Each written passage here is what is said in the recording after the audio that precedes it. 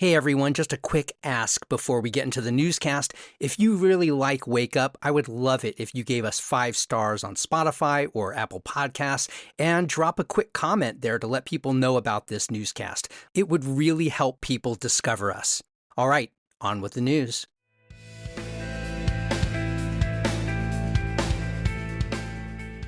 Wake up, Pittsburgh. I'm Matt Peiken, and this is your local newscast for Thursday, January 15th. Pittsburgh Mayor Corey O'Connor has launched a new initiative aimed at revitalizing neighborhood business districts starting in Homewood.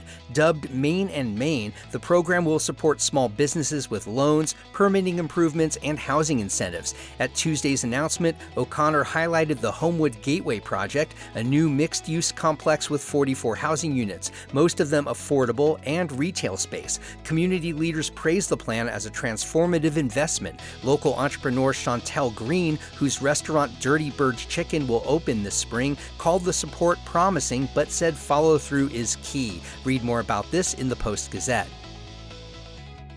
A New Year's Eve shooting at a short-term rental in Pittsburgh's East Allegheny neighborhood has reignited local calls for stronger oversight. Residents and elected officials gathered Tuesday night to demand action after a woman was shot near her home just blocks from the site of a 2022 mass shooting, also at an Airbnb. City Councilor Deb Gross introduced legislation requiring licenses, local contact oversight, and zoning approval for non-owner-occupied rentals. State Representative Lindsay Powell is also working on statewide legislation. Many residents say unregulated rentals are degrading neighborhood safety. Read more about this at WESA.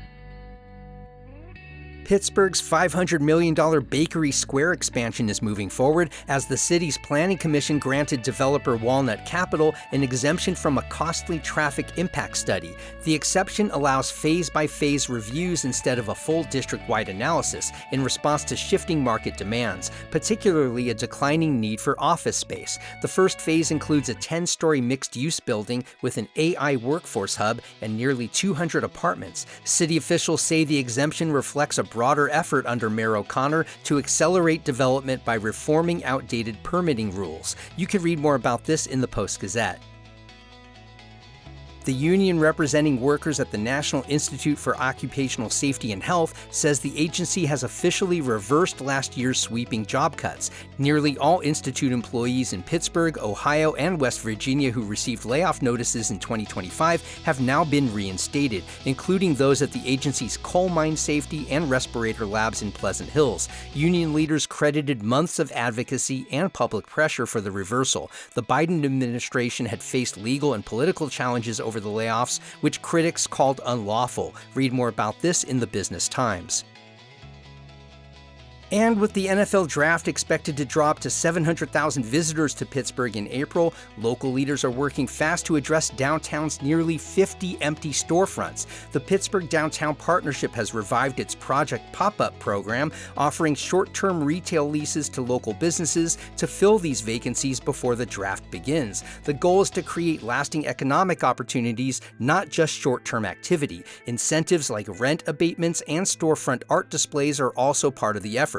Officials hope to fill 20 to 30 storefronts in time. Read more about this at Public Source.